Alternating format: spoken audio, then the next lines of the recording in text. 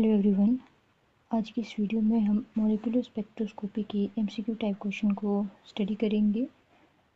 तो यहाँ पर हमारे पास फर्स्ट क्वेश्चन है, the ESR spectrum of anthracene radical anion consist of.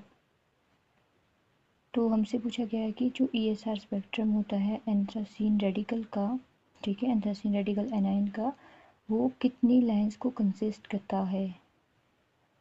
Answer is 75 lines, option number B.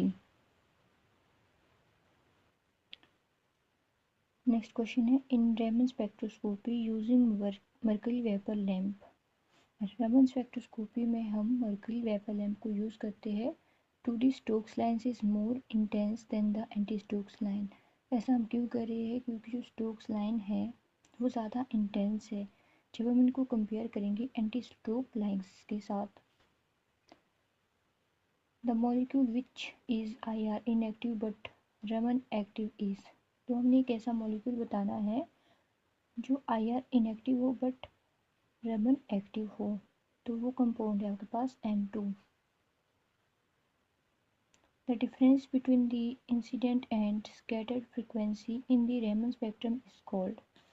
तो डिफरेंस जो होता है इंसिडेंट एंड स्कैटर फ्रीक्वेंसी के बीच में रेमन स्पेक्ट्रम की अगर हम बात करें तो इस डिफरेंस को हम क्या कहते हैं? रेमन फ्रीक्वेंसी कहते हैं। Option number third. Number of translational, vibrational, rotational degree of freedom in CO2 are respectively. तो कितने number of translational, rotational and vibrational degree of freedom present है CO2 के मॉलिक्यूल में?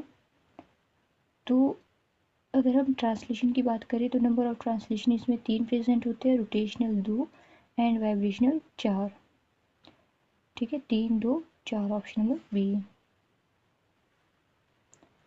ESR spectrum are absorbed in which region. तो ESR spectrum कौन से region में absorb होता है? माइक्रोवेव रीजन में। Both NMR and NQR spectra are absorbed in region. कौन से रीजन में प्रेजेंट होता है? NMR भी और NQR स्पेक्ट्रा भी। तो वो रीजन आपके पास रहता है radio frequency region, option number second. Raman effect is. Raman effect हमें क्या बताता है? रमन इफेक्ट हमें बताता है inelastic scattering of light. ठीक है। The ESR spectrum of naphthalene radical anion consist of. तो ESR spectrum naphthalene radical anion का कितनी लाइन को कंसिस्ट करता है? जैसे कि हमने फर्स्ट क्वेश्चन में पढ़ा था ESR spectrum of anthracene radical anion, वहाँ पर हमने एंथ्रासिन की बात की थी, यहाँ पर हमने नेफ्थलीन रेडिकल एनायन की बात की। तो एंथ्रासिन में अगर हम बात करें तो 75 लाइन्स थी, और वहीं अगर हम बात करते हैं नेफ्थलीन की तो 25 लाइन्स को ये कंसिस्ट करता है। ठीक है। नेक्स्ट क्वेश्चन है, the vibrational rotational spectrum is absorbed in which region. तो वाइब्रेशनल स्पेक्ट्रम, रोटेशनल स्पेक्ट्रम जो होता है वो नियर इंफ्रारेड रीजन में पाया जाता है, ऑप्शन नंबर ए।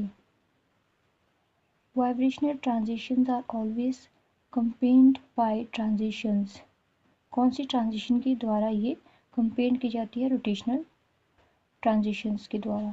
तो यहाँ पर कंपेन्ड बाय के बाद फिल इन द ब्लैंक्स आना है, उसके बाद ट्रांजिशंस है। ठीक है, तो इसमें कंफ्यूज नहीं होना कि कैसा क्वेश्चन है। नेक्स्ट क्वेश्चन है, Raman frequency is the frequency of incident light and the characteristics only to the substance expose to the incident line. तो रेमन स्पेक्ट्रोस्कोपी इंडिपेंडेंट होती है, it is the independent of the frequency of incident light. Incident light के ये independent होती है, और characteristics only show करती है जो सब्सटेंस एक्सपोज होते हैं इंसिडेंट लाइन में। ठीक है, तो इसमें आएगा आपके पास इंडिपेंडेंट ऑफ बीच में। Okay. Reversal of electron spin absorption spectrum radial frequency is due to. तो रिवर्सल हम करेंगे अगर इलेक्ट्रॉन स्पिन एब्जॉर्प्शन स्पेक्ट्रम की रेडियो फ्रीक्वेंसी में, तो ऐसा क्यों होगा? रिवर्सल ऑफ इलेक्ट्रॉन स्पिन के कारण होगा, option number C. The increase in rotational energy show absorption spectrum in. तो अगर आपके पास इंक्रीज हो रहा है रोटेशनल एनर्जी, ठीक है, तो ये कौन से रीजन को शो करेगा? माइक्रोवेव रीजन को। The frequency of UV radiation is greater than. तो यूवी रेडिएशन की फ्रीक्वेंसी ग्रेटर होती है माइक्रोवेव फ्रीक्वेंसी की और साथ ही साथ IR रेडिएशन की भी, which means both A and B are correct for this question. The increase in vibrational energy leads in absorption spectrum in. Answer is microwave region. जैसे ही हमारे पास इंक्रीज होता है वाइब्रेशनल एनर्जी, ठीक है, तो ये लीड करता है एब्जॉर्प्शन स्पेक्ट्रम को माइक्रोवेव रीजन में। What is the main factor on which chemical shift depend in Mossbauer spectrum. तो हमारे पास पूछा गया कि ऐसा कौन सा फैक्टर है जिसके कारण जो केमिकल शिफ्ट है वो डिपेंड होगी मोज़ेबार स्पेक्ट्रा के ऊपर। तो मेन फैक्टर यहाँ पर पूछा गया है, इन गिवन ऑप्शन में से हमने मेन फैक्टर बताना है। तो मेन फैक्टर यहाँ पर इलेक्ट्रॉन डेंसिटी है जिसके कारण जो केमिकल शिफ्ट है वो डिपेंड करेगी मोज़ेबार स्पेक्ट्रा के ऊपर। ओके, तो ये कुछ क्वेश्चन थे मॉलिक्यूलर स्पेक्ट्रोस्कोपी के, राइट। और इसका जो थ्योरी है उसका लिंक मैं आपके डिस्क्रिप्शन बॉक्स में आपको प्रोवाइड करवा दूँगी। और वहाँ पर केमिकल शिफ्ट क्या होती है, ठीक है, डी शील्डिंग, शील्डिंग क्या होती है, उस टाइप के क्वेश्चन वहाँ से देख सकते हो। स्पेक्ट्रोस्कोपी के इंपॉर्टेंट क्वेश्चन भी वहाँ पर मैं आपको प्रोवाइड करवा दूँगी, राइट।